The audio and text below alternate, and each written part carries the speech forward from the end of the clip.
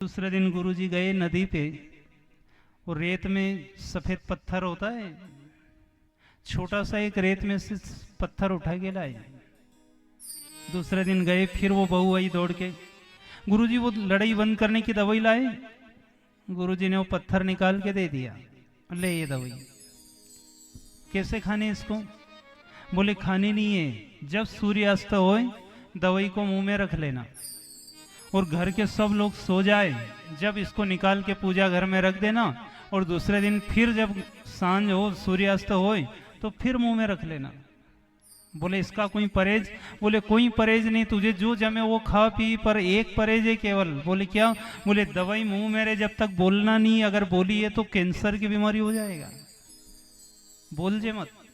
डरा दे साधु ने, क्योंकि नहीं डराए तो बोले बिना माने नहीं।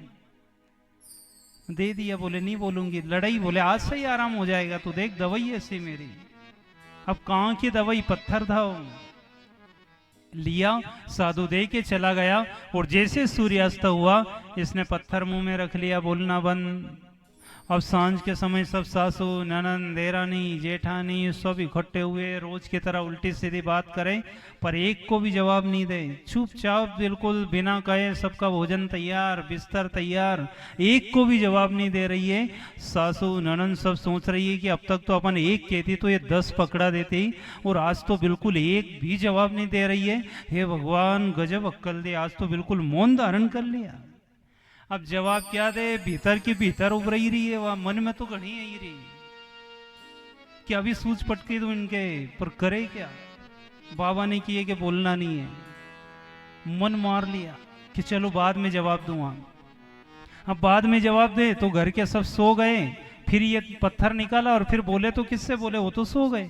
चलो कोई बात नहीं, सुबह जवाब दूंगा। सुबह उठ के सब अपना काम करने चले गए। इसने सोची चलो शाम को जवाब दूंगा। शाम को फिर पत्थर रख लिया, फिर नहीं बोले। एक दिन, 2 दिन, 4 दिन, जब एक को जवाब नहीं देती है तो धीरे धीरे घर स्वर्ग हो गया।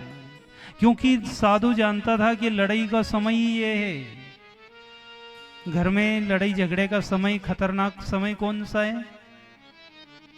जैसे रोड पे बोर्ड लगा रहता है कि नहीं, रोड पे मोड़ आएगा पहले बोर्ड लगा देते हैं, दुर्घटना संभावित क्षेत्र, कृपया धीरे चले। तो इसे ही दुर्घटना संभावित समय है घर में। कहाँ का? शाम को 6 बजे से 8 बजे तक दुर्घटना संभावित समय है। इसमें जो बाहर रहते हैं नहीं, उनके तो पारे ऊपर चढ़े चढ़ाए आए, वो तो इस चक्कर में रहे कि कहीं भी थोड़ा मौका मिल जाए रीस उतारने का। बस उसमें थोड़े अगर बोले तो आग लगी घर में। उस समय यदि जो घर में वो यदि शांति धारण कर ले तो घर का झगड़ा आगे बढ़ जाएगा, 24 घंटे के लिए आगे बढ़ जाएगा, फिर दूसरे दिन तक नहीं होगा, शाम तक। झगड़े की नौबत ही शाम को आती ज्यादा। इसलिए संत ने कहा कि ये इस समय यदि मौन हो गई तो झगड़ा खत्म हो जाएगा। और जब इसको चुप कर दी, घर के सब लोग चुप हो गए कि अब कोई फालतू बात नहीं करेगा। धीरे धीरे घर स्वर्ग हो गया। 1 महीने बाद वो संत आए, दौड़ के इसने प्रणाम किया, गुरुजी आपने गजब की दवाई दी। उसी दिन से झगड़ा बंद हो गया। उस संत ने कहा ये दवाई की करामात नहीं है, तेरे मौन की करामात है।